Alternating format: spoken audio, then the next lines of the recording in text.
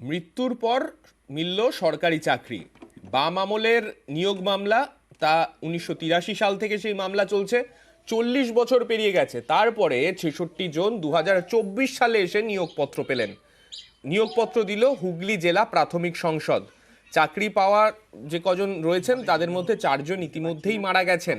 চাকরি পাওয়াদের 66 জনেরই বয়স 60-এর বেশি, অর্থাৎ যে বয়সে সরকারি চাকরি থেকে মানুষ রিটায়ার হয়ে যায় সেই বয়সে এসে চাকরির নিয়োগপত্র হাতে পেলেন তারা। এই সালে আমাদের কেস, তখন থেকে বামপন্থী সরকার আমাদের ট্রেনদের মানেনি, আনট্রেনদের বেশি করে চাকরি দিয়েছিল। পরে প্যানেলটা জাজ ক্যান্সেল করে দিয়েছিল।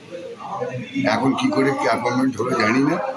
জেলা পরিষদের চেয়ারম্যান অর্ডার দিয়েছিলেন যে এসআই অফিসে গিয়ে জয়েন করতে, আমরা এসেছি জয়েন করতে। 71 বছর বয়সে চাকরি হয় না, কীভাবে দিল বুঝতে পারছি না।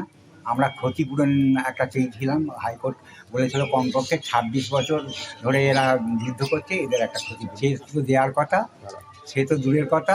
এখন সে বলছে যে আমরা অ্যাপয়েন্টমেন্ট দিয়ে দিয়েছি।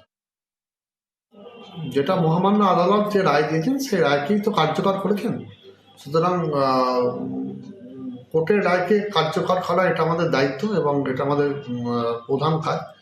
সেই কাজই যারা দপ্তরের আধিকারিক আছেন তারা সেই কাজটা করেছেন।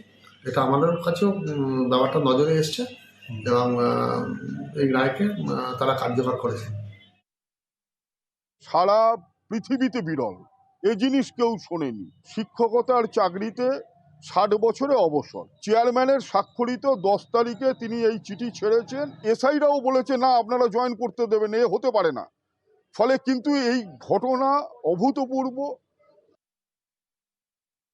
যেহেতু আমাদের ভারতবর্ষে একটা মামলার পাহাড়, মানে মামলা প্রচুর প্রত্যেকটা আদালতে।